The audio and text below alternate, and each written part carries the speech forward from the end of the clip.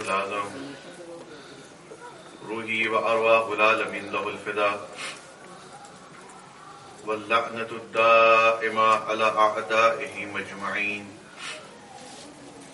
من الآن إلى قيام يوم الدين. صلوات پڑھیں محمد علیہ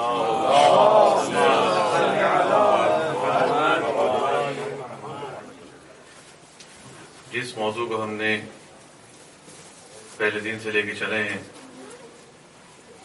بعنوان حسینیت اور اس کے مقابلے پہ یزیدیت، یہ ایک ایسا قائم و دائم موضوع ہے کہ جس کی مصداق روز ازل سے لے کر قیامت تک آتے رہیں گے، کیونکہ ان کے شکلیں بدل رہی ہیں، علاقے بدل رہے ہیں، ظاہری قد و قامت بدل رہی ہے، لیکن کردار وہی چلا آ رہا ہے.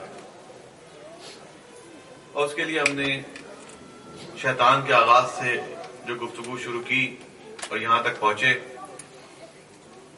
تو آج اس بات کی طرف کہ تقریباً بہت ہی اجمالی طور پر انبیاء کرام کی واقعات اور حالات کو بھی آپ کی خدمت میں پیش کیا، تھوڑا بہت جو کہ میں نے کل بھی عرض کیا تھا کہ یہ اشرا جو ہے اس موضوع کے لیے بہت کام ہے، یعنی سمٹ ہی نہیں سکتا اس میں، کیونکہ بہت ساری چیزیں اس میں اسکپ کرتے کرتے آج ہم یہاں تک پہنچے ہیں. بہت ساری باتیں رہ گئی ہیں جو کہ بیان ہونی چاہیے تھی، لیکن وقت میں اتنی گنجائش نہیں ہے، دن ایام بہت کم ہی ہیں. تو آج اس اہل بیت کے گھرانے کی ہم بات کریں گے کہ اہل بیت کے گھرانے کے جو سب سے بڑے سربراہ ہیں جناب حضرت ختمی مرتبت محمد مصطفیٰ صلی اللہ علیہ وآلہ وسلم. ایرانی کہتے ہیں نا صلوات محمدی، یعنی زور سے جوش کے ساتھ صلوات پڑھیں محمد محمد. قرآن مجید میں پروردگار عالم اس انداز سے ارشاد فرماتا ہے کہ اطیعوا اللہ اطیعوا الرسول و اولی الامر منکم. اطاعت کرو اللہ کی، اطاعت کرو رسول کی، اور اطاعت کرو اولی الامر کی. پروردگار نے حکم دیا ہے یا ایھا الذین آمنوا، یا ایمان والو اطاعت کرو اللہ کی. گرچہ کہ خدا کے اوپر بھی بہت طولانی گفتگو ہونی چاہیے، اور میں آج کل کے ماحول کے ساتھ سے فقط چند ایک باتیں ہی خدا کے حوالے سے بیان کروں گا تاکہ میں نے بات کو آگے لے کے چلنا ہے. اور وہ یہ کہ جب پروردگار عالم اللہ کی اطاعت کا حکم دے رہا ہے تو ہمیں کس اللہ کی اطاعت کرنی ہے؟ اللہ کسے کہتے ہیں؟ ویسے تو سب کو معلوم ہے، ہر آدمی کا بلیو ہے، اعتقاد ہے کہ ہم اللہ کو پہ ایمان رکھتے ہیں، اللہ کو مانتے ہیں، لیکن ذرا سا تفصیل میں جائیں. بہت سارے ہمارے اسلام کے پابند افراد بھی بعض جگہ پہ خدا عالم کے بارے میں کچھ نامناسب قسم کے تصورات ان کے ذہن میں ہیں. ہم نے اس اللہ کو دیکھنا ہے جو اہل بیت علیہ السلام نے ہمیں بتایا،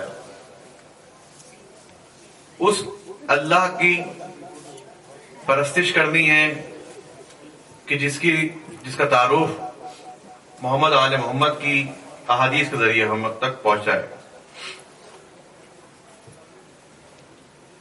یہ خدا بظاہر تو ہم سارے مل کر خدا کی بات کرتے ہیں، لیکن وہ خدا کون ہے؟ السلام علیکم.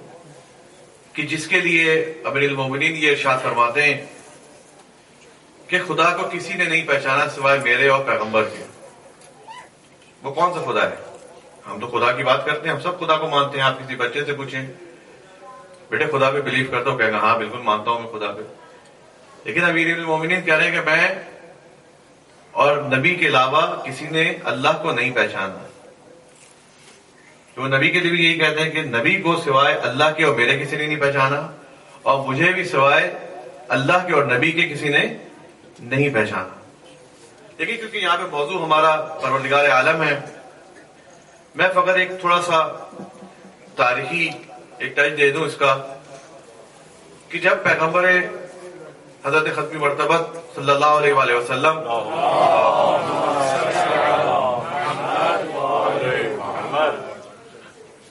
مکہ مکرمہ میں دعوت کا آغاز کیا تو ان کا اختلاف اہل مکہ کے ساتھ کس موضوع پہ تھا؟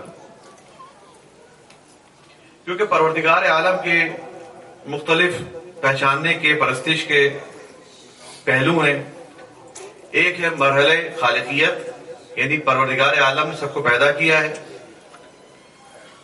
اور ایک دوسرا عنوان ہے ربوبیت. ربوبیت کہتے ہیں جسے ہم اردو میں کہتے ہیں، رب کا معنی کرتے ہیں پروردگار، پالنے والا. تو پروردگار کون ہوتا ہے؟ جو کہ پالتا ہے. پالنے سے مراد کیا ہے؟ کہ جس نے ہمیں زندگی دینی ہے، زندگی جو ہماری جاری رکھتا ہے، جس نے ہمیں رزق دینا ہے، جس نے ہمیں صحت دینی ہے، جس نے ہمیں مارنا ہے. یہ دونوں کے معنی کے حساب سے مختلف ہیں.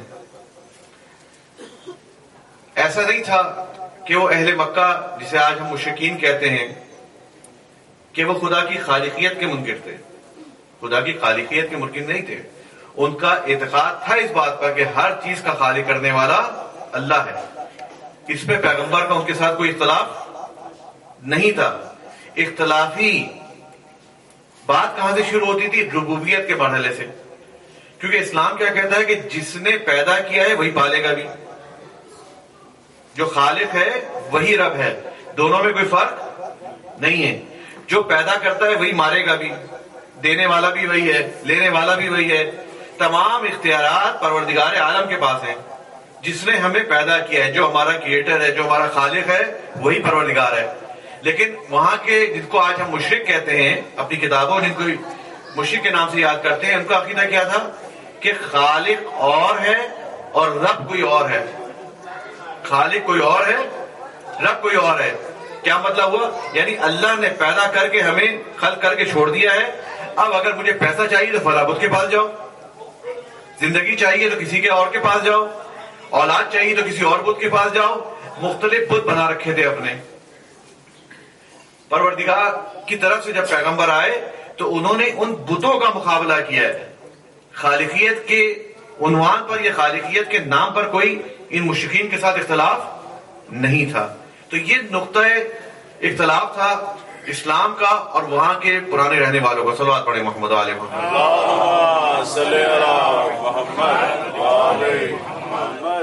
اب یہی کنسپٹ آج ہمارے ہاں بھی، اور اس ممبر سے کوئی ایسی باتیں بعض جگہ پر نقل ہوتی ہوئی نظر آتی ہیں. میں نے ایک دن عرض کیا تھا کہ بعض جگہ سلیقے کا فرق ہے. مثلا عزاداری میں سلیقے کا فرق ہے. ایک کا عزاداری کا طریقہ کچھ اور ہے، ایک کا ماتم کا کچھ اور ہے، ایک کا چلنے کا کچھ اور ہے، ایک کا پہننے کا کچھ اور ہے. کسی کے علم کسی ڈیزائن کے ہیں، کسی کا تابوت نکلنے کا طریقہ کچھ اور ہے، وغیرہ وغیرہ. سلیقہ اور چیز ہے. لیکن اگر اسی ممبر سے جس کی نسبت رسول سے ہے، اور یہی فرش ازا جس کی نسبت سید الشہداء امام حسین علیہ السلام سے ہے، اگر اسی فرش سے خالقیت کے کسی مرحلے کی توہین ہوتی ہو یا ربوبیت کے کسی مرحلے کی توہین ہوتی ہو، تو وہ جو سن رہا ہے وہ بھی گناہ گار ہے. بولنے والا تو ہے گناہ گار، جو ان کو سن رہا ہے وہ بھی گناہ گار ہے. کیونکہ یہ ممبر کی نسبت ہے سید الشہداء سے. سید الشہداء کون؟ کہ جن کے نانا عبودیت کا آخری درجہ، کہ جن کے نانا وحدانیت کے آخری درجے، یعنی وہ تمام دین کی جو باتیں ہیں، وہ تمام چیزوں کے لانے والے ان کے وارث ہیں. جو ہمارے، میں یوں عوامی بات میں کہوں، جو ہمارے حسین کا نہیں ہے یا جو ہمارے امام حسین کے خدا کے خلاف بولے گا، اس سے ہمارا کوئی واسطہ نہیں ہے.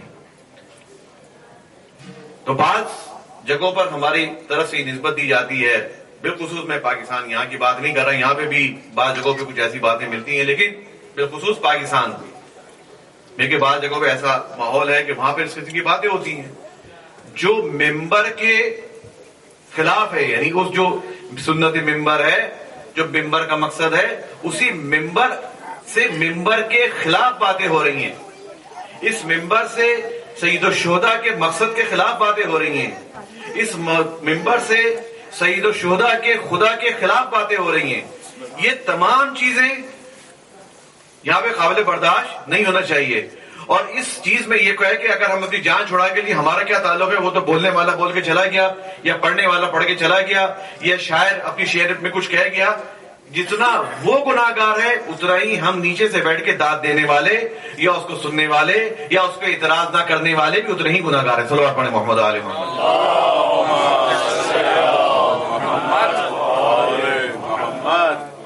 اور جس طرح ہمارا وظیفہ ہے کہ ہم ہر سال محرم کے لیے تیاریاں کرتے ہیں، کیوں کرتے ہیں؟ کیونکہ ہمیں حسین سے محبت ہے. تو ہمیں اس سے کتنی محبت ہونے آئی جس کو حسین سے محبت ہے.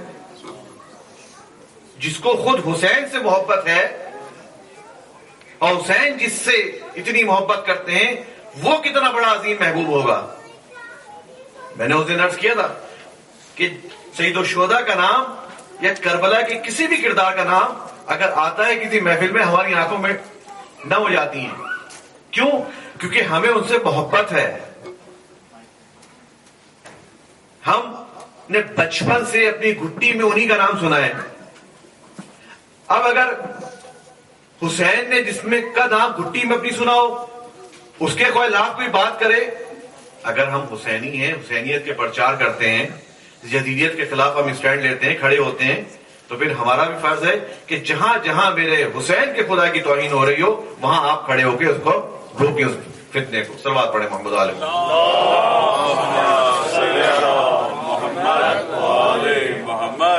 پروردگار عالم نے کیا حکم دیا ہے کہ اطیع اللہ کی اطاعت کرو، اللہ کی.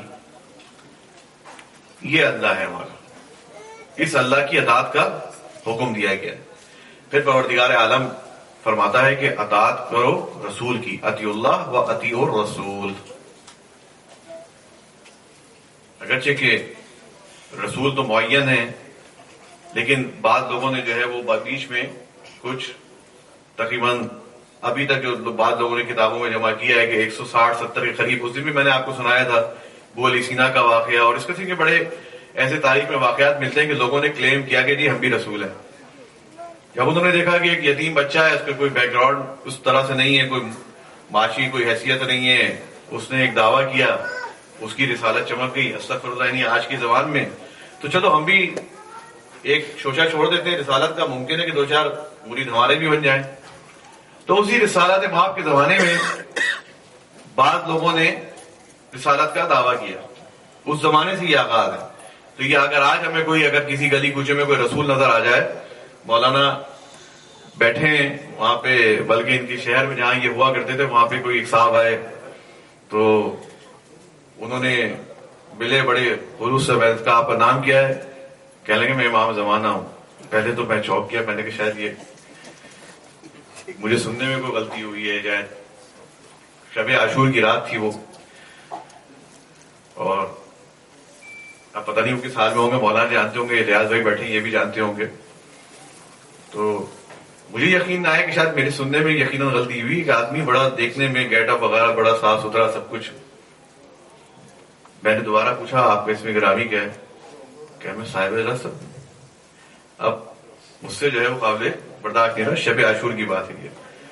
جب کھانے پہ بیٹھے تو میں نے مولانا سے بھی تصدیق کی، مولانا علی اکبر آبی صاحب سے. فارسی میں ان سے پوچھا کہ بھئی یہ جو میرے ساتھ صاحب بیٹھے ہیں یہ کیا ہے؟ تو کہنے لگے انہوں نے اپنا تعارف کروا دیا. میں نے کہا ہاں تعارف کروا چکے ہیں، اس لیے تو پوچھ رہا ہوں. تو کہنے کا مقصد یہ ہے کہ ہر زمانے میں لوگ اس قسم کے دعوے کرتے چلے آئے ہوں، اور ہم لوگ یہ بڑے مشہور ہم لوگ مذاق میں کہتے ہیں کہ قم کی جیل میں تمام ائمہ کے کردار موجود ہیں. یعنی جتنے بھی تقریباً ائمہ ہیں جناب زینب سلام اللہ علیہ سے لے کر تمام لوگ قم کی جیلوں میں، ایران کی مختلف جیلوں میں موجود ہیں. ہر کونے میں کوئی نکلا جی اس نے ایک دعویٰ کر دیا میں تو فلاں ہوں. تو کہنے کا مقصد یہ کہ سلسلہ اس زمانے سے چل رہا ہے اور یہ ممکن ہے آگے بھی چلتا رہے گا.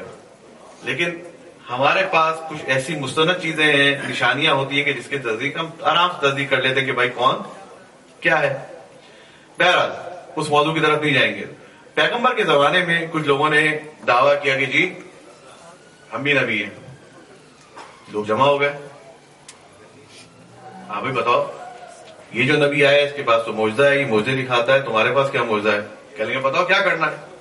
اور جو جعلی نبی تھا اس نے کہا کہ بتاؤ کیا چاہتے ہو، کیا تمہارے لیے انجام دوں. اب جو گاؤں دیہات کی ایک زندگی ہوتی ہے، اگر کسی کا کوئی تعلق کبھی کسی گاؤں سے رہا ہو تو وہاں پہ 2-3 ہی قسم کی پرابلم ہوتی ہے. شہری مشکلات اور ہیں، دیہاتی مشکلات اور. دیہات کی مشکلات کیا ہیں کہ جی پانی کی تنگی ہو گئی، فلان ہو گئی، یا مثال کے طور پر جو ہے وہ بھینس کا دودھ کم ہو گیا، اس کے لیے کچھ دعا کرو دودھ بڑھ جائے. ان کی اپنی ضروریات کے مطابق مشکلات ہوتی ہیں. تو ایک آدمی جو ہے وہ آیا، اس نے کہا کہ یہ ہمارے جو علاقے کا جو محلے کا جو کنواں ہے اس کا پانی خشک ہو گیا ہے. تو جب نبی ہو تو کوئی ایسا معجزہ دکھاؤ تاکہ اس کا پانی جو ہے وہ آ جائے، اس میں پانی زیادہ ہو جائے کنویں کے اندر. جناب اس نبی کو لے کے گئے کنویں کے پاس. اب نبی نے کہا کیا کرے؟ نبی نے کہا میں تو تھوکوں گا بھی تو یہ تو پانی پر آ جائے گا. نبی نے تھوکا، جو تھوڑا بہت پانی تھا وہ بھی خشک ہو گیا. لوگوں نے کہا بھائی نہیں تمہاری نبوت تو نہیں چلے گی. اس نے کہا نہیں بہت سارے کام مجھے آتے ہیں کرنے. بڑا اس نے اصرار کیا. اچھا آج کل تو ٹرانسپلانٹ ہوتا ہے نا بالوں پہ، جس کے بال جھڑ جائے تو اس کے لیے ٹرانسپلانٹ کرتے ہیں تھوڑا بہت پیسے دے کے، تو بہت کامن چیزیں ہو گئی ہیں آج کے دور میں بالخصوص. بلکہ میں نے یہاں سڑک پہ بھی دیکھا ہے کہ ہم تو سمجھتے ہیں پاکستان میں لوگوں کو شوق ہے، یہاں بھی بہت شوق ہے. تو ایک آدمی تھا بیچارہ، اس کے سر پہ بال نہیں تھے. اس نے کہا کہ جی میرے جو ہے وہ سر پہ جو بال کم ہیں اس کو ذرا آپ کچھ کریں مہربانی، تاکہ یہ بال جو ہے میرے اگائیں، ٹرانسپلانٹ کے میرے پیسے بچ جائیں گے. اس زمانے میں خیر تھا نہیں. تو اس جعلی نبی نے جو ہاتھ پھیرا، جو تھوڑے بہت بال تھے وہ بھی جھڑ گئے. تو بہرحال ان کی نبوت جو ہے وہ فیل ہو گئی. تو کہنے کا مقصد یہ ہے کہ ہر زمانے میں مختلف نبی آتے رہے، جھوٹے جنہوں نے دعوے کیے، لیکن وہ بہت ہی معمولی بات پر ریجیکٹ ہوتے رہے. یعنی اس میں کوئی اتنا بڑا مسئلہ نہیں تھا. ممکن ہے کہ کل پرسوں کوئی آپ کو اور بھی مل جائے، آنے والے دنوں میں کوئی اور نبی آ جائے، کوئی اور شخصیات آ جائیں. کہنے کا مقصد یہ کہ یہ چیزیں آتی رہیں گی. تو ہم نے پروردگار عالم نے کیا اس کا حکم دیا ہے کہ اطاعت کرو اللہ کی اور اطاعت کرو رسول کی. رسول کا کنسپٹ ہمارے نزدیک معین ہے کہ گائے بگائے ان تمام دنوں میں ہم مختلف حوالوں سے رسول کی معرفی پیش کرتے چلے آ رہے ہیں. اس کے بعد والے میں موضوع پہ کیونکہ میں نے بہت ساری چیزوں کو آگے لے کے چلنا ہے، تیسرا جو امر ہے جس کی اطاعت کا حکم دیا گیا ہے وہ ہے اولی الامر. یہاں پہ میں نے گفتگو کرنی ہے. اولی الامر کا اگر لغوی معنی کیا جائے، یعنی اس کو ٹرانسلیٹ کیا جائے، بالکل لفظی معنی جسے کہتے ہیں، اس کا مطلب کیا ہوگا؟ صاحب اختیار. اولی الامر کا مطلب ہے، اگر عربی سے میں اردو میں سادے الفاظ میں ورڈ ٹو ورڈ ترجمہ کروں تو اس کا مطلب کیا ہوگا؟ صاحب اختیار. اولی الامر یعنی صاحب اختیار، جس کے پاس اختیارات. اب یہ اولی الامر کا جس کی اطاعت کا پروردگار عالم نے حکم دیا ہے کہ اطاعت کرو اللہ کی، اطاعت کرو رسول کی اور اطاعت کرو اولی الامر کی. یہ اولی الامر ہے کون؟ لفظی ترجمہ تو میں نے کر دیا کہ اولی الامر کسے کہتے ہیں، لیکن اگر ہم جیسے کہ میں نے کچھ دنوں پہلے بھی انہی مجالس میں ہی ذکر کیا تھا، ایک لفظ استعمال کیا تھا ولایت تکوینی. میں نے ارادہ تکوینی کی بات کی تھی، ارادہ تشریح کی بات کی تھی. وہیں پہ ایک لفظ استعمال کیا تھا ولایت تکوینی. تکوینی کیا ہوتی ہے اور ایک اس کے مقابلے میں ہوتی ہے ولایت تشریحی. یعنی جتنے بھی انبیاء علیہ السلام پروردگار کی طرف سے بھیجے گئے ہیں ان کے پاس 2 قسم کے اختیارات تھے. 2 قسم کے اختیارات تھے. بالخصوص ائمہ طاہرین کے پاس 2 اختیارات ہیں. ایک اختیار کیا ہے؟ تکویناً اختیار ہے، ولایت تکوینی ہے. میں بھی اس کو ایکسپلین کرتا ہوں کہ ولایت تکوینی کیا ہے. اور دوسرا اختیار کیا ہے؟ ولایت تشریعی. 2 ولایتیں یعنی 2 اختیارات دے کے، 2 اتھارٹی دے کر ان کو بھیجا گیا. ولایت تشریعی کیا ہے؟ پہلے اس کو میں ایکسپلین کر دوں کہ جو آسان ہے وہ یہ کہ اگر آج آپ کو کوئی ایسی معتبر حدیث کسی امام سے، کسی بھی امام سے، 12 اماموں میں سے کسی بھی امام سے معتبر ذرائع سے کوئی حدیث آپ کو پہنچ جائے کہ اس نماز کے پڑھنے کا طریقہ ایسا ہے، تو وہ چیز آپ کے لیے واجب العمل ہے، آپ پر فرض ہو جاتی ہے. کیوں؟ کیونکہ ان کے پاس اختیارات ہیں کہ وہ عبادات کے طریقہ کار کو معین کر سکیں. تشریح کہتے ہیں قانون کو، تشریح کہتے ہیں قانون کو. آپ کوئی دفتر بناتے ہیں، کوئی گھر بھی چلاتے ہیں تو کسی نہ کسی قانون کے تحت چلا رہے ہوتے ہیں. کوئی نہ کوئی ایس او پیز ہوتی ہیں، کوئی دفتر چلانے کا، کوئی ادارہ چلانے کا. تو ہر چیز کا جو طریقہ کار ہوتا ہے، قانون ہوتا ہے. اسی طرح شریعت میں جو قوانین بنائے گئے ہیں کہ پڑوسیوں کے ساتھ کیسے رہنا ہے، بھائی بہنوں کے ساتھ کیسے رہنا ہے، والدین کے ساتھ کیسے رہنا ہے، استاد کے ساتھ کیسے رہنا ہے، شاگرد کے ساتھ کیسے رہنا ہے، پوری جو زندگی کا لائے عمل ہے یہ معاملات. اور پھر اس کے ساتھ ساتھ عبادات، کہ آپ نے عبادات میں کیسے عبادت کرنی ہے، کون سی نماز کب پڑھنی ہے، کس وقت پہ پڑھنی ہے، کب قضا ہوگی، کتنی رکعت پڑھنی ہے، شک کی حالت میں کیا کرنا ہے. یہ تمام چیزیں یہ قانون ہے جسے ہم فقہ کہتے ہیں. توضیح مسائل کی صورت میں جو آپ کے سامنے موجود ہے، اسے ہم کیا کہتے ہیں؟ کتاب قانون. کتاب قانون اسے کہتے ہیں ولایت تشریح کے، جس کا اختیار 14 معصومین علیہ السلام کے پاس ہے. یہ ہے ولایت تشریح کہ کوئی بھی ایک حدیث ہم کو اگر امام جعفر صادق علیہ السلام دے کے پہنچ جاتی ہے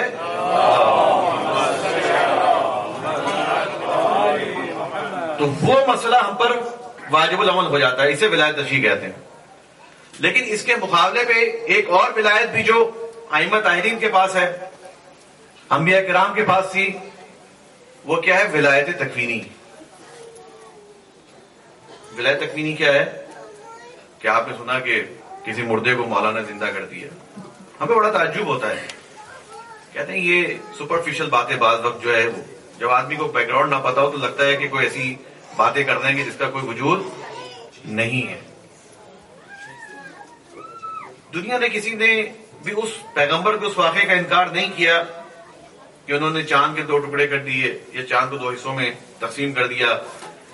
نہ آپ نے کوئی فورس بھیجی، نہ کوئی اور ایسی چیز تھی جس کو جا کے اس کو جدا کر سکے. زمین سے اشارہ کیا اور اس کو 2 حصوں میں تقسیم کر دیا. کیونکہ میرے بچے یہاں بیٹھے ہوئے، بالخصوص میں بزرگوں سے معذرت کے ساتھ ان بچوں کو زیادہ سمجھانا چاہ رہا ہوں کہ ولایت تکوینی ہے کیا جو ائمہ طاہرین کے پاس ہے. یہ ایک سپرفیشل باتیں نہیں ہیں کہ جی ہمارے بڑوں نے ہمیں سنا دی، ہم نے آپ کو آگے سنا دی. ایسا نہیں ہے. یہ کچھ پروردگار عالم نے کچھ لوگوں کو دنیا میں اختیارات دیے ہیں. دنیا میں لوگوں کو اختیارات دیے ہیں. اختیارات کس نوعیت کے دیے ہیں؟ کہ وہ دنیا میں تصرف کر سکیں، مالکیت کے کام کر سکیں، مالکانہ حقوق استعمال کر سکیں. مثال کے طور پہ کیسے؟ جب ہم کہتے ہیں کہ ائمہ کے پاس ولایت ہے، یا میں چلیں آپ کو ایک اور مثال دوں آسان سی. آپ نے اکثر سنا ہوگا کبھی ڈونیشن وغیرہ جمع ہوتی ہے کہ جی مسجد بناؤ. مسجد کے لیے آپ نے ایک حدیث سنی ہوگی کہ جس نے مسجد کے لیے ڈونیشن دیا یا یہاں دنیا میں کوئی مسجد بنائی، اللہ اس کو جنت میں اس کے بدلے جگہ دے گا. یہ سنا ہے نا آپ نے؟ ہر دفعہ سنا ہوگا جب بھی کہیں مساجد کے لیے ڈونیشن کی بات ہوتی ہے تو یہ والی روایات، زیادہ متعدد روایات ہیں، 1-2 نہیں ہیں، تو یہ روایات پڑھی جاتی ہیں.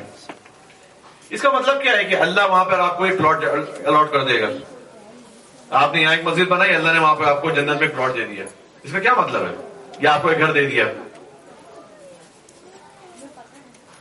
اس کا لازمہ کیا نکلتا ہے کہ مالکانہ حقوق اس کا آپ کو ملیں گے، آپ کو اس کے مالکانہ حقوق ملیں گے. یہ بات ابھی ذہن میں رکھیں. ابھی میں ایک مثال آپ کو دینے والا ہوں تاکہ میں یہ بات جو ہے اپنی صحیح سے کنوے کر سکوں، آپ تک پہنچا سکوں. سینٹر کے سامنے کوئی شاپ فرض کر لی، میں کہوں کہ یہ شاپ آپ کی ہے. میں تصور کر لیا جائے، فرض کر لیں کہ سامنے جو شاپ ہے وہ ایک آپ کی ہے. شاپ آپ کی، آپ مالک ہیں، لیکن آپ اس میں جا نہیں سکتے. کہیں گے اچھا ٹھیک ہے. میں کہوں مالک آپ ہیں لیکن آپ بیچ بھی نہیں سکتے. پھر میں کہوں مالک آپ ہیں لیکن کسی کو رینٹ پہ بھی نہیں دے سکتے. مالک آپ ہیں، آپ اس کے اندر داخل بھی نہیں ہو سکتے. مالک آپ ہیں لیکن کسی قسم کا حق کے تصرف آپ کو نہ ہو. آپ کہیں گے بھائی تم ہی رکھے رہو، کیونکہ جب آپ اس میں اس کو کوئی یوز ہی نہیں کر سکتے. مالکانہ حقوق کا مطلب کیا ہے کہ حق کے تصرف ہو آپ کے پاس. آپ چاہیں تو اس کو رینٹ پہ اٹھائیں، اس کو چاہیں تو بیچیں، چاہیں تو اس کو اس میں کوئی بزنس کریں، جبھی تو مالک کہلائیں گے نا آپ. میں کہوں آپ مالک ہیں لیکن کسی قسم کا حق تصرف آپ کا نہیں ہے، آپ کہیں گے ایسی مالکیت کا میں نے کیا کرنا ہے؟ عقل میں آ رہی ہے یہ چیز؟ بالکل کلیئر ہے نا. اب اللہ کہتا ہے کہ جی آپ کو جنت میں پلاٹ مل گیا، اللہ کہتا ہے آپ کو جنت میں پلاٹ مل گیا، لیکن جنت کا ویزا کہاں سے آئے گا بھائی؟ سوال تو یہ میرا اب نقطہ سمجھ میں آیا کہ پلاٹ ملنے کا فائدہ تو اس وقت ہے کہ جب آپ کا ایکسس ہو وہاں تک. بھائی آپ کو تو اس وقت فائدہ ہے نا. آپ کو کہتے ہیں جی وہاں پوری سوسائٹی آپ کی ہو گئی، اللہ نے پوری سوسائٹی بنائی ہے، پلاٹنگ کر کے ساری آپ کے نام کر دی، ساری فائلیں آپ کو دے دیں، تو آپ کو کب فائدہ پہنچے گا ان فائلوں کا، ان پلاٹس کا، ان جگہوں کا، ان مکان کا، کہ جب آپ وہاں جا کر اس میں مالکانہ حقوق کے ساتھ رہ سکیں. میں یہاں سے پلاٹ بانٹتا رہوں آپ کو، آؤ جی یہ کام کر دو، ایک پلاٹ مل گیا، کہیں گے مولانا صاحب مجھے طریقہ بھی تو دسو نا، جانا کیسے؟ تو کیا یعنی وہ مالکیت پھر کوئی معنی نہیں رکھتی؟ ہزار آپ کو پلاٹ ملتے رہے. تو کہنے کا میرا مقصد یہ ہے کہ جب ہم ولایت تکوینی کی بات کرتے ہیں، پروردگار عالم نے ان کو یہاں پر اختیارات دے کے بھیجا ہے، تو اگر ائمہ تحریر کے پاس مالکانہ حقوق نہ ہو، نبی کے پاس مالکانہ حقوق دنیا میں تصرف کرنے کے نہ ہو، تو کس بات کی حجت ہے خدا؟ میں نے ولی الامر کا مطلب کیا کیا تھا؟ صاحب امر، یعنی اختیار ہونا چاہیے. اب اگر امیر المومنین کسی مردے کو ٹھوکر مار کے زندہ کر دے تو تعجب نہیں ہونا چاہیے. یہ تو بہت چھوٹی چیز ہے، یہ بہت ہی چھوٹی چیز ہے. ہمارے ایک مجالس میں ہم نے بچپن سے سنتے تھے، ہمیں بھی اس کو سمجھ میں نہیں آتا تھا. مجالس میں ایک واقعہ سنتے تھے، امیر المومنین کا صلوات پڑھ رہے ہیں، محمد آل محمد،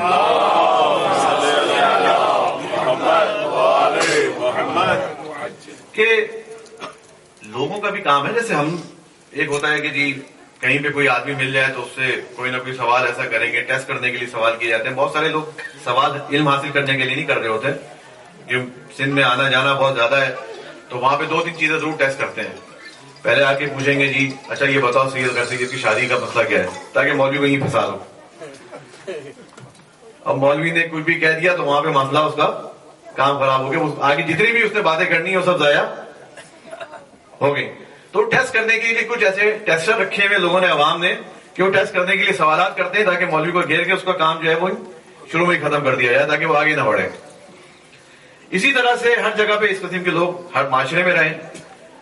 امیر المومنین کے پاس بھی اس قسم کے لوگ بے تحاشا آتے تھے، بہت لوگ آئے. اب ایک دفعہ کچھ لوگوں نے بیٹھ کے طے کیا کہ یار یہ باتیں تو بڑی بڑی استغفر اللہ کرتے ہیں، چلو ان کو ہم ٹیسٹ کرتے ہیں. کیا ٹیسٹ کرتے ہیں؟ امیر المومنین کے لیے ایک امتحان پلان کیا گیا. امیر المومنین کو تو نہیں جانتے تھے، وہ معرفت ہوتی تھی امتحان نہ لیتے، لیکن ایک پلان کیا کہ ان کو ایک چیک کرتے ہیں، ان کو ذرا ٹیسٹ کرتے ہیں ان کا. وہ کیا ٹیسٹ ہے؟ 40 لوگ جمع ہوئے، انہوں نے کہا کہ یہ تو یہ کہتے ہیں کہ جو بھی مجھے بلائے گا میں اس کی دعوت پہ جاؤں گا. مجھے تو خدا ہے، امام وقت ہے. ایسا کرتے 40 لوگ ایٹ اے ٹائم ان کو ایک ہی دن ایک ہی وقت پہ اپنے گھر دعوت دیتے ہیں. پھر دیکھتے کہ یہ کیسے اپنے قول پہ پورے اترتے. سنا ہے نا یہ واقعہ؟ اچھا جی. اب لوگوں نے کیا، ایک کے بعد ایک آیا، مولا کل 2 بجے آپ ہمارے یہاں آ جائیے. دوسرا آیا، مولا کل 2 بجے ہمارے یہاں آ جائیے. تیسرا آیا، مولا 2 بجے ہمارے پاس آ جائیے. 40 لوگ آئے، سیم ٹائم مولا کو بتا دیا کہ آپ نے ہمارے گھر پہ آنا ہے. کہیں گے دیکھتے ہیں مولا کہاں کہاں پہنچتے ہیں. اچھا جب وہ وقت گزر گیا، یہ 40 آدمی دوبارہ جمع ہوئے تو ایک نے کہا وہ تو میرے گھر آئے تھے، تمہارے تو گھر آئے نہیں. دوسرا کہا بھائی وہ میرے گھر آئے تھے. تیسرا کہہ رہا میرے گھر آئے تھے. چوتھا کہہ رہا میرے گھر آئے تھے. اب کچھ چکرا گئے، یار یہ کس مصیبت میں پھنس گئے ہیں؟ یہ خود ہی آپس میں پھنس گئے نا. جو ایگزام کرنے گئے تھے، ایگزامن کرنے گئے، مولا کو ٹیسٹ کرنے گئے تھے، وہ خود آپس میں پھنس گئے. یہ واقعہ سنا ہے؟ اچھا اس پہ ہمیں بڑا تعجب ہوتا ہے کہ ایک وقت میں مولا 40 دنوں میں کیسے چلے گئے. یہ واقعہ اپنے ذہن میں رکھیے. میں آپ کو لے جاتا ہوں معراج میں. معراج جو تمام مکاتب فقہ نے جو واقعات لکھے ہیں ہمارے اس پہ کمی گفتگو ہوتی ہے کہ پیغمبر جب معراج پہ گئے اور کوفے کے اوپر سے گزرے, پھر مسجد اقصیٰ گئے, وہاں سے اوپر گئے, تمام گفتگو ہوئی, اور جب واپس آئے تو جو دروازے پہ جو کنڈی لٹکی ہوئی تھی وہ اس وقت تک کھل رہی تھی. یہ واقعہ سنا ہوگا. یعنی پیغمبر نے اتنی لمبی ٹریولنگ کی لیکن اس میں ٹائم نہیں لگا. پیغمبر نے اتنی لمبی ٹریولنگ کی لیکن اس میں ٹائم نہیں لگا, اس میں وقت نہیں لگا. آپ کو اگر یہاں سے ایسٹ لندن جانا پڑ جائے تو 2 گھنٹے آپ کے لگ جائیں گے. ایسا نہیں ہے, وہ تو پوری دنیا کی آسمانوں کی سیر کر کے آ گئے لیکن اس میں وقت نہیں صرف ہوا. وہ کیا مسئلہ ہے بھائی؟ تھوڑا بہت, میں نہیں کہہ رہا کہ یہ جو میں بات کرنے جا رہا ہوں, جواب دینے جا رہا ہوں, کوئی حتمی بات ہے, لیکن تھوڑا بہت اس بات کا حل ملتا ہے. وہ کیا کہ آج ہمیں سائنس کیا کہتی ہے, فزکس پڑھنے والے میرے بچے, کہ اگر کوئی بھی اسپیس شپ ہو یا کوئی بھی ایسا ہی سواری کہ جو کہ لائٹ کی اسپیڈ سے y=mc² جو ہمارا فارمولا ہے, اس کی اگر اسپیڈ سے کوئی چیز ٹریول کرتی ہے تو اس کے لیے وقت رک جاتا ہے. ایسا ہے نہیں فزکس میں, فزکس پڑھنے والے آپ کے درمیان ہوں گے. کوئی بھی چیز لائٹ کی اسپیڈ سے اگر بن جائے, ہے نہیں, موجود نہیں ہے, ایک نظریہ ہے کہ لائٹ کی اسپیڈ سے کوئی بھی چیز اگر ٹریول کرے گی تو اس کے لیے وقت رک جائے گا, جسے ہم کہتے ہیں سالے نوری. یعنی ہماری جو ایسٹرونومی کی زبان میں اس کو کہا جاتا ہے کہ نوری رفتار یا سالے نوری کے حوالے سے ہم اس کو جو ہے وہ گنتے ہیں. اچھا جی, یہ بات آج طے ہو گئی. یعنی جو بھی آدمی نور کی رفتار سے سفر کرے, کہ آپ کو تو پتا ہے ساؤنڈ کی الگ اسپیڈ ہے, لائٹ کی الگ اسپیڈ ہے, اس میں تو کوئی شک نہیں ہے. یہ تو ایک بدیہی چیزیں ہو گئی. یعنی آج بچے کو بھی, ایک 4ویں 5ویں کے بچے کو بھی یہ چیزیں معلوم ہے, کوئی ایسی ڈھکی چھپی چیزیں نہیں ہیں کہ ہر چیز کی ایک اپنی اسپیڈ ہوتی ہے. تو لائٹ کی بھی اپنی اسپیڈ ہے. اگر کوئی بھی سواری ہو جو کہ لائٹ کی اسپیڈ سے سفر کرے تو اس کے لیے کیا ہو جاتا ہے کہ وقت تھم جاتا ہے, رک جاتا ہے. تھمنے سے زیادہ یہ مراد یوں لیا جائے کہ اس کے لیے وقت صرف جو ہماری کیلکولیشن ہے ٹائم کی, وہ اس طرح سے نہیں ہوتی, اس کی کیلکولیشن اور ہے. اب اگر کوئی شخصی یا کوئی ذات جو خود نور ہو, نور کی رفتار سے سفر کرنے کی بات نہیں کر رہا ہے, جو خود نور ہو, جن کی خلقت نور سے ہوئی ہو, تو اس کے لیے ایک وقت میں 40 کیا, وہ 40 لاکھ جگہ بھی جا سکتا ہے.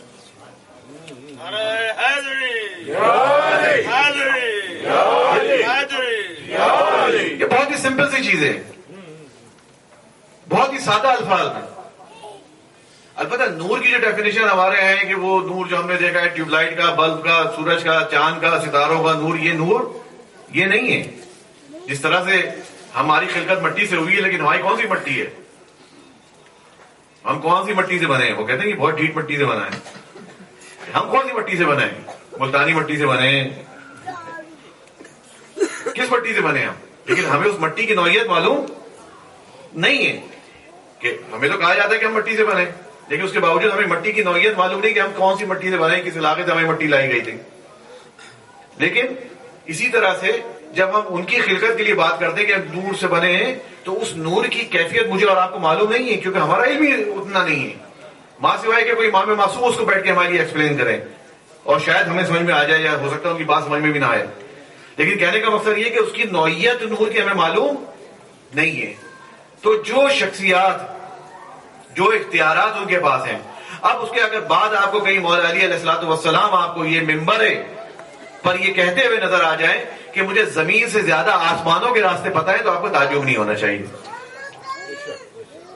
اگر آپ کو یہ کہیں دعویٰ کرتے ہوئے نظر آ جائیں کہ مجھے زمین سے زیادہ آسمانوں کے راستوں کا علم ہے, تو تعجب نہیں ہونا چاہیے, کیونکہ ہم ان کو اپنی طرح کنسیڈر نہ کریں بھائی,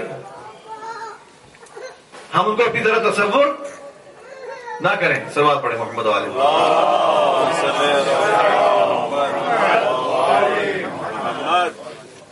اب اسی طرح ایک اور بھی کچھ لوگ تھے کہ جنہوں نے کہا چلو مولا کا ٹیسٹ لیتے ہیں، ایک اور امتحان لیتے ہیں. یہ تو ساری باتیں جانتے ہیں، ان کے بعد جو بھی چیز جاؤ وہ کوئی نہ کوئی بتا دیتے ہیں کہ اس کا یہ، اس کا یہ، اس کا یہ. تو جب ان کو ساری باتیں پتا ہے تو چلو ایک اور ٹیسٹ لیتے ہیں. کیا ٹیسٹ لیا؟ ایک آدمی کو تیار کیا، اس کو کہا کہ تم مردہ بن جاؤ، ریڈی ہو، مردے کی ایکٹنگ کرو. ہم لے جاتے ہیں ان کے پاس، وہ کہیں گے آپ جنازہ پڑھائیے. وہ جنازہ پڑھائیں گے، ہم کہیں گے آپ نے زندے کا جنازہ پڑھا دیا. ٹھیک ہے بھائی، لے آئے. اب کسی بدقسمت کو تیار کیا، بیچارہ بیٹھ لگتا ہے، اس میں تیار ہو گیا. وہ کہ چلو ٹھیک ہے، دوستوں نے کس کو ٹوپی پہنائی ہو، وہ اس کے دوست جانتے ہوں گے. اس کو تیار کیا، کفن وفن بنا کے مولا کے سامنے لے آئے کہ مولا جنازہ پڑھا دیجیے. مولا تو مولا ہے، مولا کہ سوچ لو پڑھا دو جنازہ. ہاں مولا جنازہ لائیں پڑھائیے. ایک دفعہ اور سوچ لو، میں پچھتاوا نہ ہو جائے تمہیں، بھائی پڑھا دوں. میں نے اصرار کیا، ہاں مولا جنازہ لائیں پڑھائیے بسم اللہ، یہ تو بڑا خوش نصیب ہوگا آپ جنازہ پڑھائیں گے، جیسی تعریفی باتیں کی. مولا کہ ٹھیک ہے. مولا نے جنازہ پڑھا دیا. اب کہا لو بھائی اٹھو، اب وہ زندہ ہو تو اٹھے، زندہ ہو تو اٹھے. تو کہنے کا مقصد یہ ہے کہ ان کے پاس جو اختیارات ہیں، اسی اختیارات کا یہ مثالیں میں چھوٹی چھوٹی سی دے رہا ہوں تاکہ ایک عام فہم، ایک عام بچے، ایک چھوٹے سے بچے جو اونگ رہا ہے یہاں بیٹھا اس کو بھی سمجھ میں آ جائے. وہ اس لیے کہ یہ مثالیں اس الفاظ میں دی جاتی ہیں کہ تاکہ وہ چیز جو اختیارات ہیں وہ سمجھ میں آ سکیں. اگرچہ کہ ان تمام واقعات کے بعد بھی ہمیں معرفت ائمہ نصیب نہیں ہو سکتی، کیونکہ ان کی حقیقت کیا ہے کہ جو خود امیر المومنین کہہ رہے ہیں کہ مجھے کوئی پہچانتا نہیں سوائے خدا کے نبی کے، تو کیا امیر المومنین ہے؟ ہم تو اس حد تک پہنچ ہی نہیں سکتے. لیکن جس حد تک ہم تک کچھ واقعات، کچھ حالات نقل ہوئے ہیں، کم از کم اسی حد تک سمجھنے کی کوشش کریں. صلوات پڑھیں محمد علیہ محمد.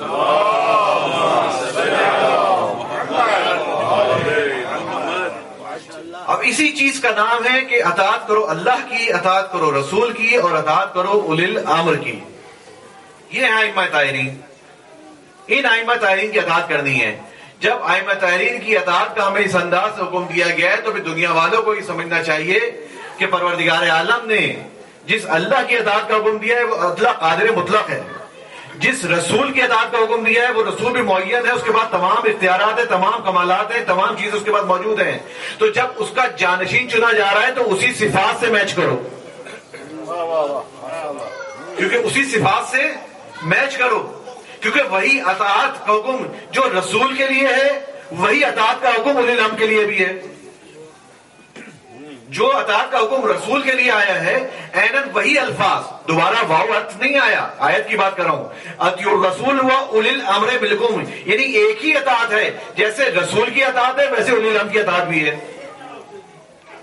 تو اب خود اس زمانے کے لوگوں کو دیکھنا چاہیے تھا کہ ہم نے اولی الامر کو کس کو پایا ہے کہ جس کو دیوار کے پیچھے کی خبر نہ ہو، جس کو اپنے گھر کی خبر نہ ہو. عجیب عجیب واقعات. خود ایک ہوتا ہے نا کہ بعض لوگ احمق ہوتے ہیں تو بعض ایسی تعریفیں کرتے ہیں کہ اپنے پاؤں پہ گلاڑا مارتے ہیں. کہ بعض لوگوں کے مسلمان ہونے کا ایک عجیب انداز، ایک واقعہ نقل ہے. نام آپ کے ذمہ، آپ کو چنیے، آپ کو پتا ہے. کہتے ہیں کہ جی ایک صاحب تھے بہت بڑے، رستم. انہوں نے جو ہے وہ اپنی بہن کی زبانی قرآن کی تلاوت سنی، تلوار لے کے نکلے ہوئے تھے رسول کو مارنے کے لیے. گلیوں میں گھوم رہے ہیں کہ رسول مل جائے تو میں انہیں قتل کر دوں. اپنی بہن کے منہ سے تلاوت کی آواز سنی اور مسلمان ہو گئے. جس کو رسول کی زبان سے کچھ سمجھ میں نہ آئے وہ بہن سے کیا سمجھ میں آئے گا؟ جو رسول کی نہ سمجھے وہ گھر میں کپڑے اور برتن دھونے والی عورتیں کیا سمجھائیں گے اس کو؟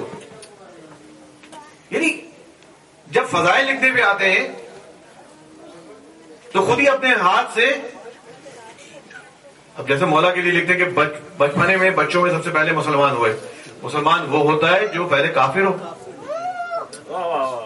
مسلمان وہ ہوتا ہے، میں کہوں یہ آج سے میں مسلمان ہو گیا، یعنی اس سے پہلے میں کافر تھا،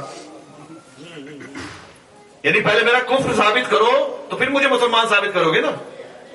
پہلے علی کا کوئی ایک سجدہ، کوئی عبادت، کوئی زیارت، کوئی کسی بت کے لیے چلتے پھرتے صدقہ ہی دے دیا علی نے، ثابت تو کرو. کچھ چیز ثابت ہو جائے کہ ہاں بھائی یہ کافر تھے، بعد میں بچوں میں سب سے پہلے مسلمان ہو گئے، تو اس کے لیے لازمی ہے کہ پہلے کافر ثابت کرو، کفر لے کر آؤ، پھر ہم مان جائیں گے کہ ہاں بچپن میں سب سے پہلے مسلمان یہی ہوئے تھے. لیکن ایسا تو نہیں ہے، آپ کے پاس جب کوئی چیز ہے ہی نہیں، پھر آپ خواہ مخواہ کیوں کہ بڑوں میں یہ ہوئے تھے، عورتوں میں یہ ہوئے تھے، بچوں میں یہ ہوئے تھے، بوڑھوں میں یہ ہوئے تھے، لنگڑوں میں یہ تھے، اندھوں میں یہ تھے. بھائی خواہ مخواہ کی فہرست کیوں بنائے جا رہے ہو؟ کوئی اس میں فہرست میں کوئی جان نہیں ہے. تو کہنے کا مقصد یہ کہ اسی اولی الامر کی اطاعت کا حکم پروردگار نے ہمیں دیا کہ اطاعت کرو اللہ کی، اطاعت کرو رسول کی، اور اطاعت کرو اولی الامر کی. ہم ہر ایک کے لیے ماتم نہیں کر سکتے، ہم ہر ایک کو مانتے ہی نہیں ہیں، کیونکہ ہمارا بنیادی فرق ہے تمام لوگوں سے، کیونکہ ہم لوگوں کے چنے ہوئے کسی شخص کو ماننے کے لیے تیار نہیں ہے. یہ بنیادی فرق ہے مکتب تشیعوں کا دوسروں کے ساتھ، کہ وہاں پر لوگ ایک دوسرے سے مل کے چن لیں اپنے آپ یہ بہت بڑے آدمی، ان کو آج سے پیغمبر بنا دو. شیعوں میں کسی کو پیغمبر بنانے کا اختیار نہیں ہے. تمام مراجعین قم اور نجف اور گزشتہ شیخ سرو سے لے کے آج تک سارے جمع ہو جائیں اور سب مل کے بھی چاہیں کہ کسی کو امام بنا دے، بنا سکتے ہیں. سارے مراجعین جمع ہو جائیں، میں عام کی بھی بات نہیں کر رہا، کسی ایک کو مراجعین کے سطح کے لوگ بھی سارے جمع ہو جائیں، شیخ سدو سے لے کے آج تک جتنے لوگ ہیں سب کو ایک جگہ جمع کرو، سب کو نکال کے لے آؤ اور کہو بھائی آپ کسی ایک کو امام بنا دو، بنا سکتے ہیں. کیونکہ یہ اختیار ہے خدا کے پاس، یہ بندوں کے پاس اختیار ہی نہیں ہے، کیونکہ بندوں کے پاس عقل ہی نہیں ہے کسی کو اچھا برا سمجھنے کی، کسی کے پاس اچھا برا سمجھنے کی عقل ہی نہیں ہے لوگوں کے پاس. تو کہنے کا مقصد یہ کہ یہ تمام چیزیں پروردگار عالم کی طرف سے ہیں، اس میں ہمارا کوئی قصور نہیں ہے. اگر پروردگار عالم نے حسین کو یہ اختیارات دے کر امام بنا کے بھیجا ہے تو اس میں ہماری کیا غلطی ہے؟ جیسے بعض لوگ کہتے ہیں نا مولانا، اب ہمارے ایک فقہی مسائل میں بھی بہت ساری چیزیں آتی ہیں، مولانا یہ مسئلہ بڑا عجیب سا ہے. مسئلہ مولانا اپنے گھر سے تھوڑی لے کر آئے بھائی، اگر کوئی مسئلہ ہے تو جا کے امام جعفر صادق علیہ السلام سے جا کے بات کرو.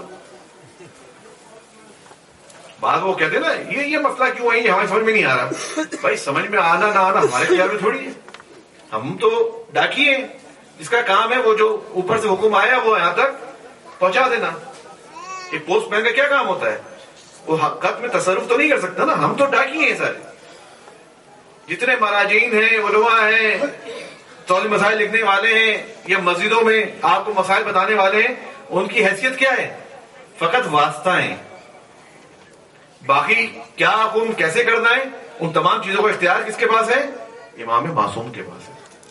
اسے کہتے ہیں ولایت تشریعی، اسے کہتے ہیں ولایت تکوینی. سوال پڑھے محمد علیہ.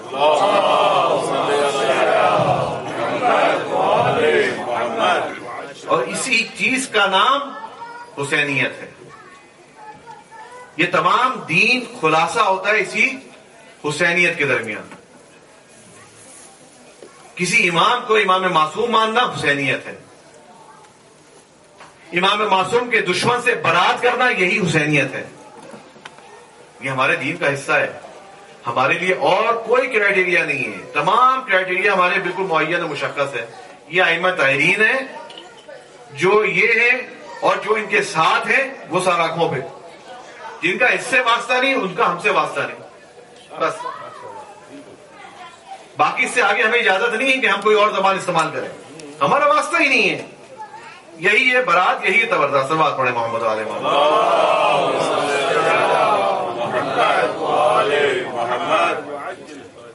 وقت میرا ختم ہو گیا ہے اور کئی ایک اشرے ہوتے تو اس کو بحث کو لے کے اور آگے بڑھتے. کل بلکہ میں میری عباس صاحب سے بھی کہہ رہا تھا کہ اشرا ایک دم سے ختم ہو گیا، پتہ نہیں چلا. انسان کی زندگی اسی انداز سے گزر رہی کہ ہر سال محرم آتا ہے، کئی مہینوں سے ہم تیاریاں کرتے ہیں اور ایک دم سے وہ اتنی جلدی گزر جاتا ہے، اور پروردگار عالم سے دعا کریں کہ پروردگار اس فرش اعضا سے ہمیں خالی ہاتھ نہ اٹھا. وہ معرفت اہل بیت جو تو سمجھتا ہے، ہمیں تو معرفت ہے ہی نہیں. جس انداز سے تو نے اہل بیت کو خلق کیا ہے، جو ان کا مقام و منزلت ہے، پروردگار اس معرفت کا کوئی شمع برابر بھی کوئی اگر کوئی ذرہ ہے تو وہ ہمیں عطا فرما. پروردگارہ جو لوگ بھی جو بھی حوائج لے کر آئیں، پروردگارہ ان تمام لوگوں کی تمام حوائج کو اپنی بارگاہ میں قبول فرما. پروردگارہ وہ لوگ جو دنیا میں مختلف جگہوں پر اسلام کا دفاع کر رہے ہیں، مختلف انداز سے، اپنے قلم سے، اپنے اسلحے سے، اپنی جان پہ کھیل کے، بالخصوص شہداء جو عراق میں شہید ہوئے ہیں، بالخصوص وہ شہداء جو شام میں شہید ہوئے ہیں، بالخصوص ابھی جو مجھے کسی نے درخواست بھی کی کہ شہید محسن الجدی، جس کا کہ واقعہ آپ لوگ نے سنا ہوگا، میسیجز وغیرہ بہت چلے، اور تمام شہداء جنہوں نے اس مکتب کے دفاع کے لیے اپنی جانیں دی ہیں، چاہے وہ افریقہ میں ہوں، چاہے وہ دنیا کے کسی حصے میں ہوں، ان تمام شہداء کو شہداء کربلا کے ساتھ محشور فرما. پروردگارہ جو لوگ بیمار ہیں، سب کو بیمار کربلا کے صدقے میں شفا عاجلہ عطا فرما. اور آج کی جو مجلس ہے، بالخصوص اس میں جس کے مسائل پڑھے جاتے ہیں، اس کا نام ہی باب الحوائج رکھ دیا گیا ہے.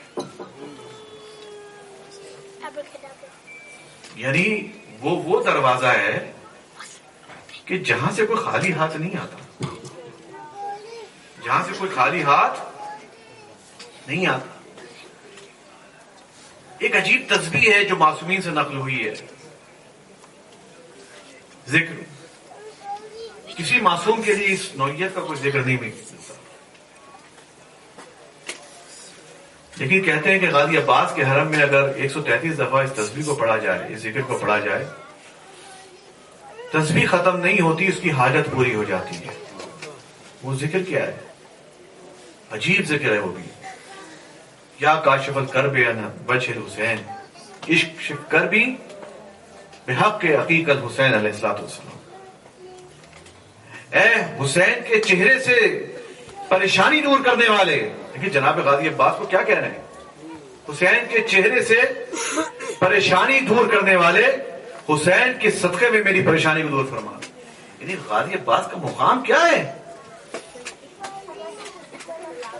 کہ جن کو دیکھ کے سید الشہداء امام معصوم کے چہرے کی پریشانی دور ہو جاتی ہے.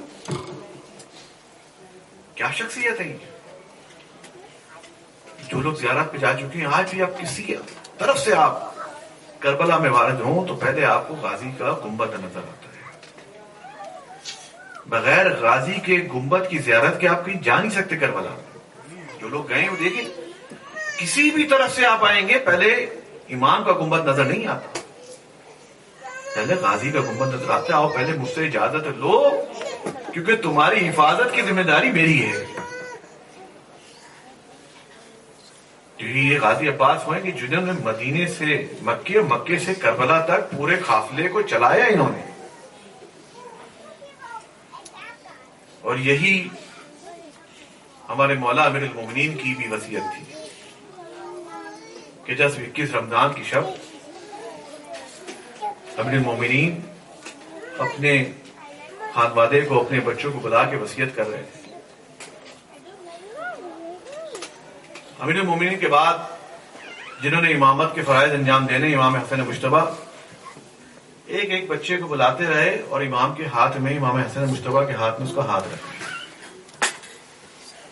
تم بھی ادھر آؤ حسن، اس کا خیال رکھنا.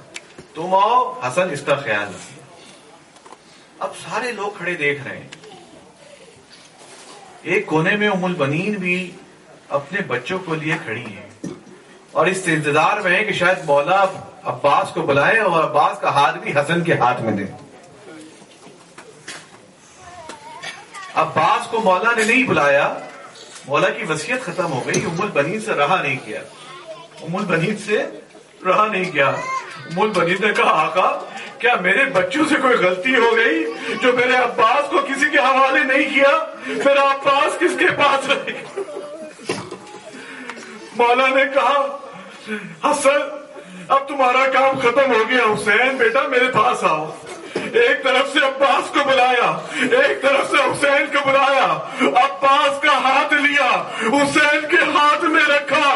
بیٹے عباس، جس دن تمہارا بھائی حسین کربلا کے میدان میں الگ رہ جائے، اکیلا رہ جائے، اس دن کو اس کا ساتھ دینے والا نہیں ہوگا۔ تم نے میری جگہ پہ میرے بیٹے حسین کا ساتھ دینا ہے۔ عباس کو پتا ہے کہ عباس حسین کے لیے دنیا میں آئے ہیں، حسین کے لیے مرنے کے لیے دنیا میں آئے ہیں، اور یہی چیز تھی جو عباس کو کربلا لے کر آئی، کربلا لے کر آئی۔ عباس کی شجاعت کے اتنے چرچے تھے کہ ہر آدمی کی بہادری کا ذکر ہو تو عباس کا ذکر ہوتا ہے۔ کیوں نہ ہوتا کہ جب ام البنین کو مولا نے شادی کے لیے منتخب کیا تھا تو اپنے بھائی عقیل کو بلا کے کہا تھا کوئی ایسی عورت لے کر آؤ کہ جس کے ذریعے ایسا بچہ پیدا ہو کہ جس کی شجاعت کے قصے پورے عرب میں چلے۔ میں کہوں گا مولا اب فقط شجاعت کے قصے نہیں ہیں، عباس کی وفا کے بھی قصے ہیں، عباس کے صبر کے بھی قصے ہیں۔ آج آپ نے عباس کو باب الحوائج قیامت تک کے لیے بنا دیا۔ آج قیامت تک کے لیے یہ عباس کا دروازہ حاجت مانگنے والوں کے لیے کھلا ہے۔ یہ غازی عباس کو ہم نے نہیں سمجھا۔ ہم سمجھتے ہیں کہ ایک علم ہم نے اٹھا لیا، غازی عباس کا فرض پورا ہو گیا، ایسا نہیں ہے۔ غازی عباس کے پاس جو اختیارات تھے، جو طاقت تھی، کتنی عطاعت کا آخری مرحلہ ہے، اتنی طاقت ہونے کے باوجود بھی مولا نے کہا عباس تم نے تلوار کو ہاتھ نہیں لگانا۔ عباس نے تلوار کو ہاتھ نہیں لگایا۔ عاشور کا دن شروع ہوا، جتنے اصحاب تھے ایک ایک کر کے جاتے رہے، ایک ایک کر کے سب جاتے رہے۔ جب بنی ہاشم کے جوانوں کی باری آئے تو ہر شہید کے جانے سے پہلے عباس امام کے پاس آئے کہ مولا مجھے جانے کی اجازت دے دے۔ مولا ہمیشہ ایک ہی جواب دیتے تھے، ایک ہی جواب دیتے تھے کہ عباس تم میرے لشکر کے علمدار ہو، میں اگر بھیج دوں تو تمہارے جانے کے بعد میرے لشکر کا کیا؟ تم میرے لشکر کے علمدار۔ ہمیشہ علمدار کہہ کر مولا نے عباس کو پلٹا دیا، ہمیشہ علمدار کہہ کے مولا نے کہہ دیا تم چلے جاؤ، تم نے علم کو سنبھالنا ہے، تم نے لشکر کی سربراہی کرنی ہے۔ اور یہی کہتے رہے ہمیشہ، غازی عباس ہمیشہ آتے رہے اور یہی کہتے رہے مولا مجھے بھیج دے، مجھے بھیج دے، لیکن ہمیشہ امام نے ان کو پلٹا دیا۔ یہاں تک کہ ایک وقت ایسا آیا کہ تمام جوانان بنی ہاشم بھی اب شہید ہو چکے ہیں، اب عباس اکیلے ہیں، عباس ہے ان کا علم ہے، اب کوئی نہیں رہتا۔ خیمے میں آئے، دیکھا تو ایک بچی ننھی سکینہ نے کچھ بچوں کو جمع کیا ہوا ہے۔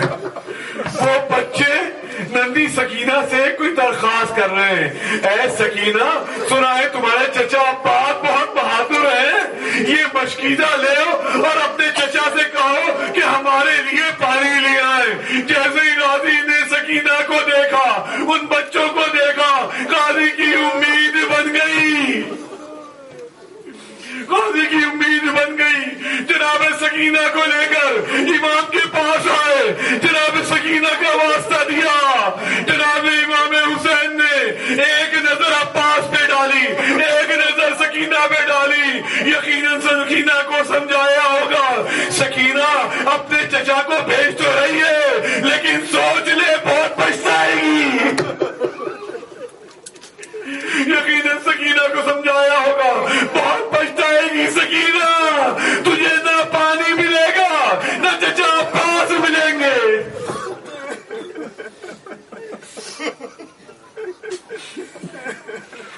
اب عباس نے جانے کی تیاری شروع کی، جانے کی تیاری شروع کی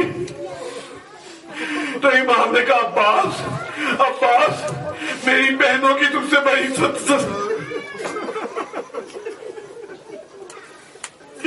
عباس میری بہنوں کے پاس نہ چلے جاؤ. میری بہنیں جب تمہیں دیکھتی ان کو بڑی تسلی رہتی ہے. تم میری بہنوں کی ڈھارس ہو. جا کے پہلے زینب سے اجازت لے لو. زینب بھی تمہیں اجازت دے دے تو تمہیں حسین نہیں روکیں گے. غازی عباس جناب زینب کے خیمے پر آئے. شہزادی سے کہا شہزادی میں اجازت چاہتا ہوں مجھے کچھ کہنا ہے آپ کو. شہزادی نے اندر بلایا. کہا بولا غازی عباس اس غربت میں زینب تمہارے لیے کیا کرے. عباس نے کہا شہزادی مجھے جانے کی اجازت دے دیں. مجھے جانے کی اجازت دے دیں. ممکن ہے زینب نے بھی کہا ہو عباس تم تو علمدار ہو, تم چلے گئے تو علم کون اٹھائے گا. لیکن جب سکینہ کا خشک مشکیزہ جناب زینب کو دکھایا, جناب زینب نے مشکیزے کو دیکھا, ایک نظر مشکیزے پہ ڈالی, ایک نظر اپنے بازوؤں پہ ڈالنا شروع کر دی.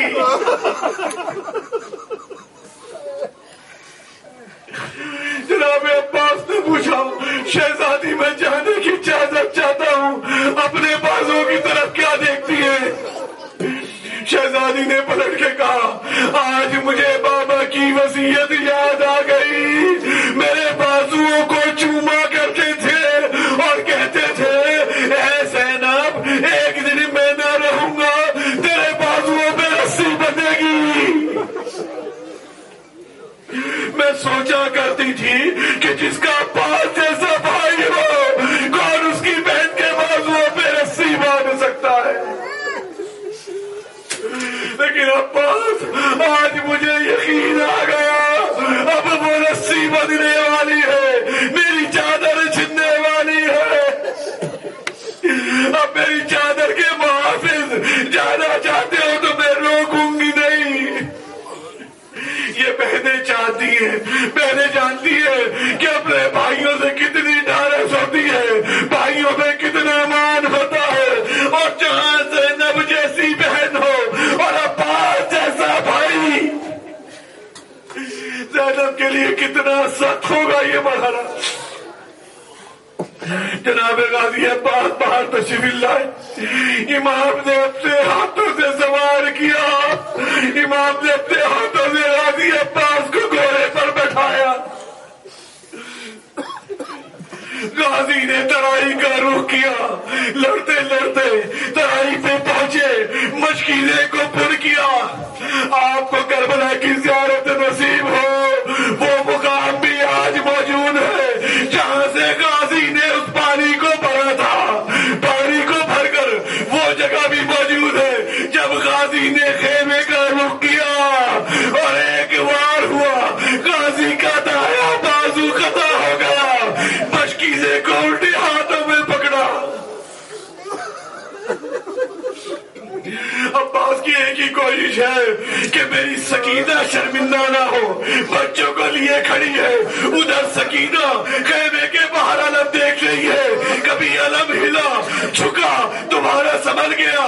سکینہ کی بھی جان میں جان آ گئی. میرا چچا عباس آ رہا ہے.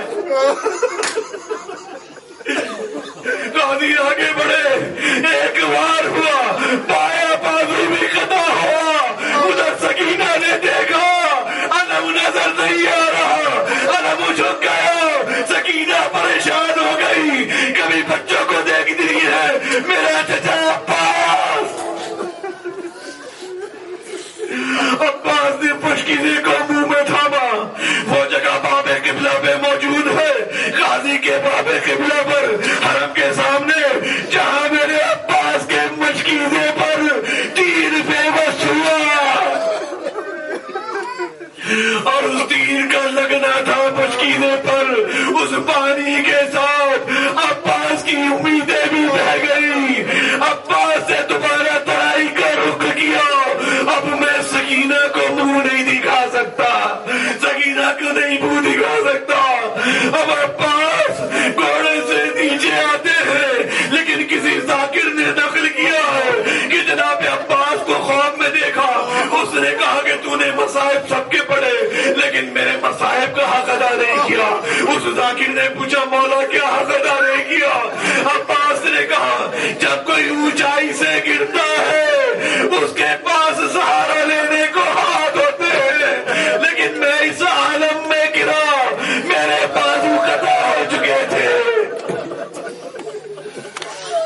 میرے بازو قطع ہو چکے تھے. عباس گھوڑے سے زمین پر آئے اور آواز لگائی یا اخی حسین یا امامہ عدل کی دی. امام نے عباس کی آواز سنی. امام جانتے ہیں یا کاشف الکرب وجہ حسین آج اس دنیا سے چلا گیا. عباس زمین پہ آ گئے. امام نے اپنی کمر کو تھاما اور تھام کے کہا الان ان کا سرا زہری. عباس تیرے جانے سے میری کمر ٹوٹ گئی. عباس تو نہ آ سکا لیکن آج بھی ہم غازی کا علم اٹھا کے کہتے ہیں عباس یہ علم ہم اٹھا کر اتنا چلیں گے تیرے وارث واپس زمانہ کو یہ علم دیں گے لو غازی کا.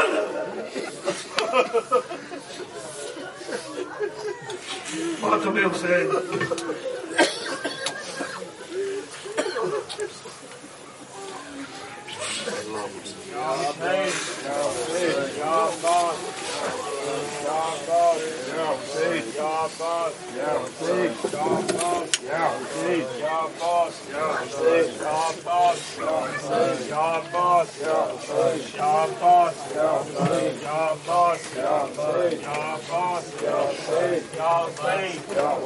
دیکھو علم ہے دریا سے آتا اب نہ رہے گا کوئی بھی پیاسا. پرچم ہوا میں لہرا